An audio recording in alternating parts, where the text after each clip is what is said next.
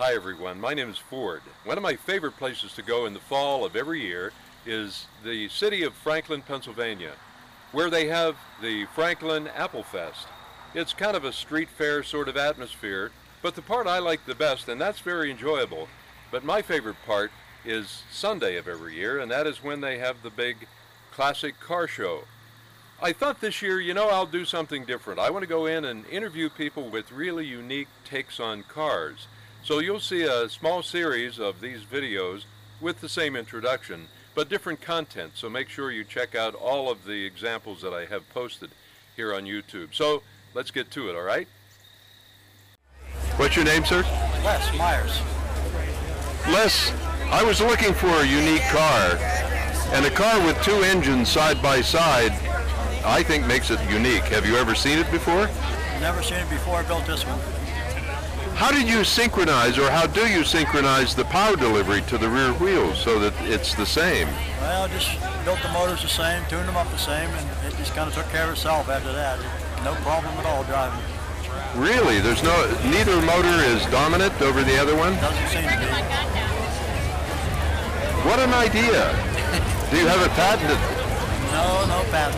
Just had a bad headache one night, woke up in the middle of the night, and there it was. Well, let me ask you something. This is considered a rat rod, isn't it? Supposed to be, yeah. Now, how do you determine rattiness, and how do you make rattiness better?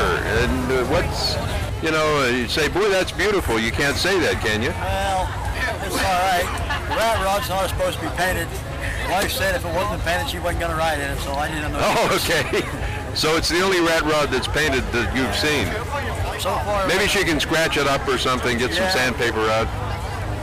What really did motivate you? You said you had a nightmare or dream one night or awoke. I just wanted something different. I had a big block Chevy I was going to put in the car, and I figured, well, anybody can do that. I wanted something different, thought about it. Thought the two motors would really be something nice. I still can't get over the physics of it all, though, how that would work. There's no way, there's not a limiter, there's no kind of control mechanism? No, not really. Two drive lines the whole way back, and then they're hooked together up the rear end. They just synchronize themselves out. Matter of fact, last summer I drove the car. I had two different gear ratios in the back. One motor run about 200 RPM more than the other, but you wouldn't even know it going down the road. It just run right straight down the road. You should get a patent on it. Well, there's more of them around. Are there? You get on YouTube, you get on the internet or whatever, there's a lot of them out west someplace. But I've seen them front and back in line. Yeah, that's not good. The Mercy, that little crankshaft now, you twist that off. There's no way to hook them up good. This here, each one's independent of each other motor, but they both drive both rear wheels. I can drive the car with the left motor, right motor, or both. What kind of a rear end did you put in that? Is it a truck? Ford rear ends. Ford car. Ford car. It's amazing. Yeah. It's the prettiest, ugliest car I've seen in a while. I agree with you there. Worked out real well, better than I thought it would. Les, you have three cars here today. Yes, sir. What about this little open car? What would you call that? That is a 23T bucket. Model T Ford, what it's built after. That was one of the first cars I built it because they didn't have money to build anything else. It's a fairly reasonably cheap car, Tell me about it. Well, bought the fiberglass body from a company that sold those. The rest of the car is all hand-built, frame, suspension, everything else is all hand-built at home by myself. 9-inch Ford rear under that, Chevy V8. Only weighs 1,800 pounds. Pretty nice little car to drive, though. How many horsepower have you dynoed it? I haven't. It's just a small motor, 305 Chevy. Well, with 1,900 pounds, a 6 would make it run well. Don't have to be very big. No. Yeah, right. And the other car, the blue one. 49 O's. That was my first car I wanted to build, but I couldn't find one. Started building a little T-bucket first, and I got about halfway through it. I found the old, so I bought it. It set for a couple of years.